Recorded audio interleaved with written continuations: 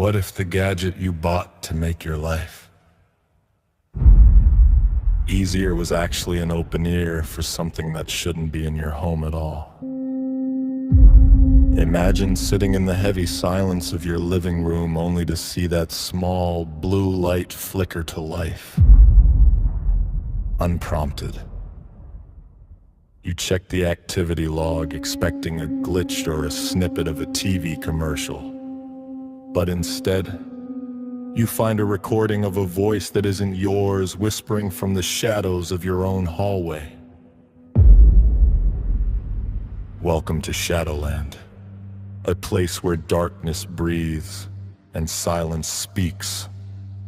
Tonight, we explore a digital haunting in the rainy suburbs of the Pacific Northwest, where one man realized his smart speaker wasn't just listening to him.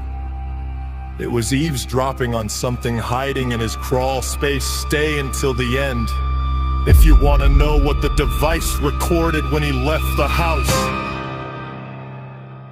I live alone in a small house tucked away near the edge of a dense forest in Washington state. It's the kind of place where the mist clings to the windows like wet wool. I've always used my smart speaker for the basics. Setting timers, playing music, checking the weather.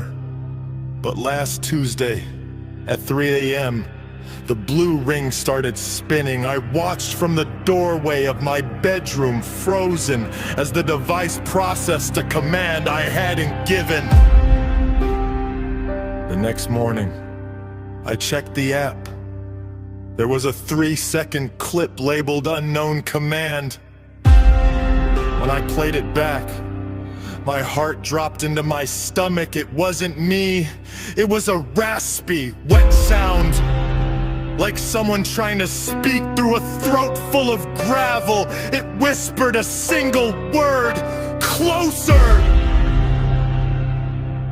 I spent the next hour convincing myself it was just atmospheric interference or a neighbor's voice carrying through the thin walls. I felt a wave of relief as I sat on my couch with a coffee, watching the sunlight struggle through the fog. It's just tech, I told myself. A bug in the software.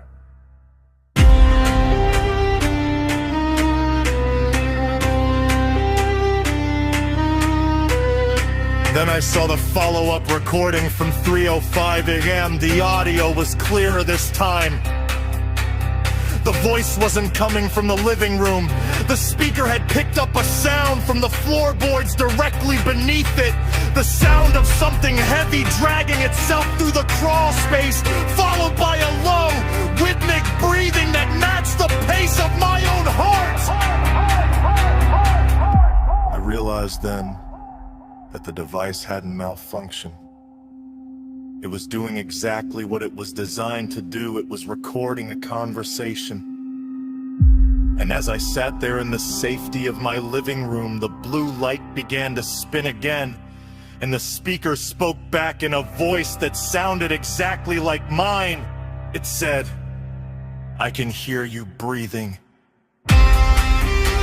If you want to survive the next night in Shadowland, make sure to subscribe and leave a light on in the comments. It helps us find you in the dark.